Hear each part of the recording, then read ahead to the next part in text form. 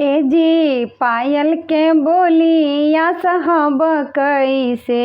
ए जी पायल के बोलिया साहब कैसे। हाँ साहब कैसे। पिया जइहे परदेसा बरहब कैसे। पिया जइहे परदेसा बरहब कैसे। ए जी पायल के बोलिया साहब कैसे। हाँ साहब कैसे।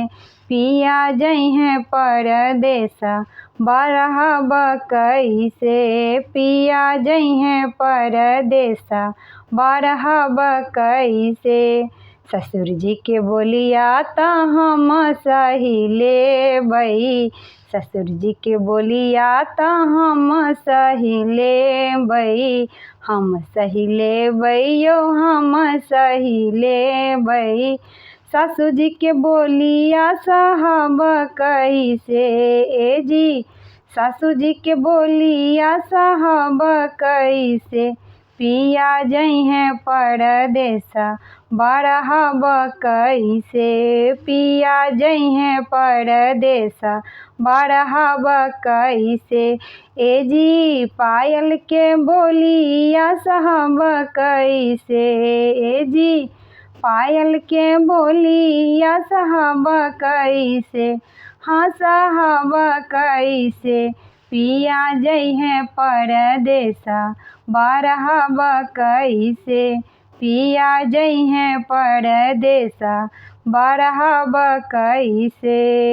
भैंसुर जी के बोलिया त हम सही लेबै। भैंसुर जी के बोलिया त हम सही लेबै। हम सही लेबै यौ हम सही लेबै। गोतनी के बोलिया साहब कैसे। ए जी गोतनी के बोलिया साहब कैसे। हाँ साहब कैसे। पिया जइहे परदेसा बरहब कैसे। पिया जइहे परदेसा बरहब कैसे। ए जी पायल के बोलिया साहब कैसे। ए जी पायल के बोलिया साहब कैसे। हाँ साहब कैसे।